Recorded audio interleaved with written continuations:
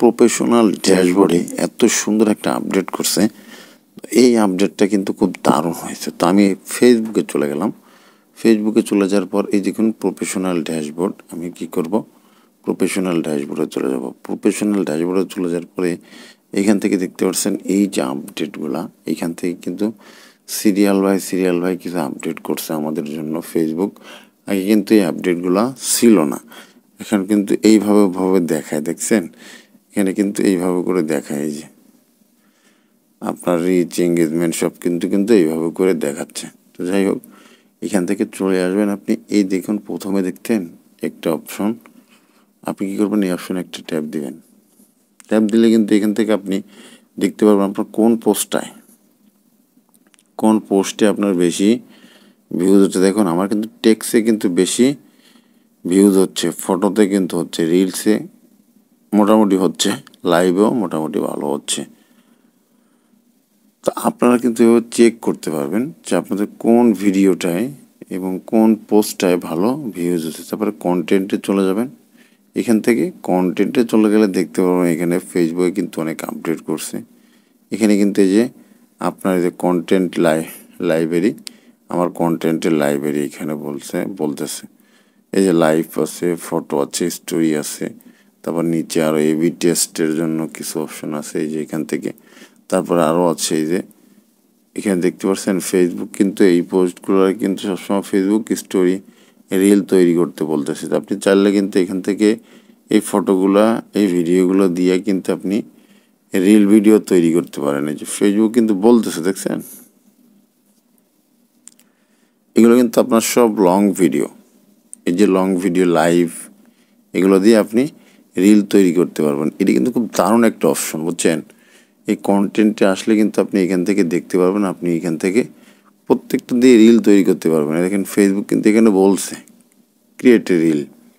তারপরে এখান থেকে যদি আপনি আপনার আরও কন্টেন্টে চলে যান, অল কন্টেন্টে চলে গেলে এখানে কিন্তু এই অপশনটা কিন্তু ফেসবুক দিয়ে রাখছে ক্রিয়েট এ রিল।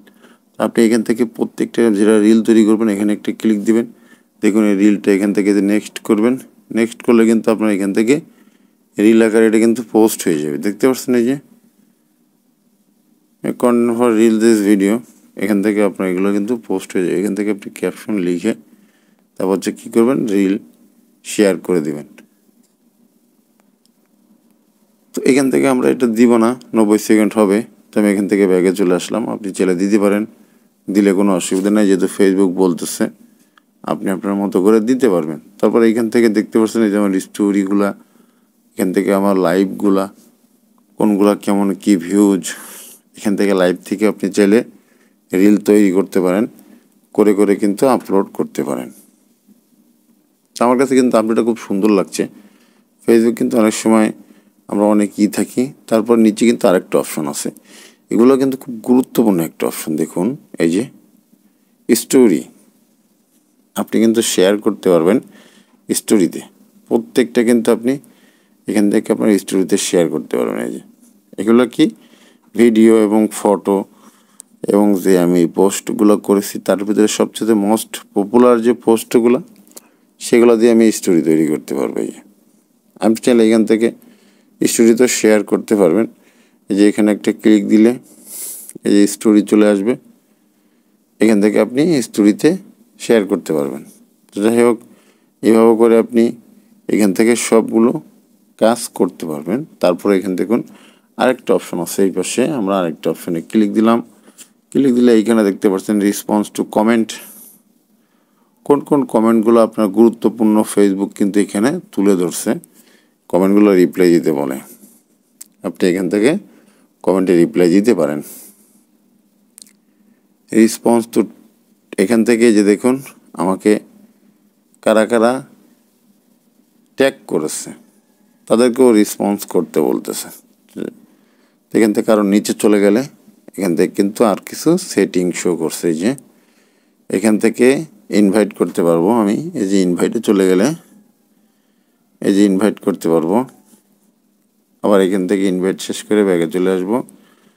তারপর হচ্ছে এখান থেকে page access, moderator, top fan, তারপর নিচে আরও 3টা গ্রো ইয়োর অডিয়েন্স, এবং প্রোটেক্ট যে অপশনটা আছে, প্রোটেক্ট ইওর আদার্স, আপনি এখানে একটা ক্লিক দিলে এখান থেকে আপনি ওদের এই ভিডিওগুলো দেখে নিতে পারেন ফেসবুকের। তো যাই হোক, সুন্দর হয়েছে আপডেটটা আমার কাছে ফেসবুকের এই প্রফেশনাল ড্যাশবোর্ড নিয়ে। তো আপনার কাছে কেমন হয়েছে কমেন্টে জানাবেন। ধন্যবাদ সবাইকে।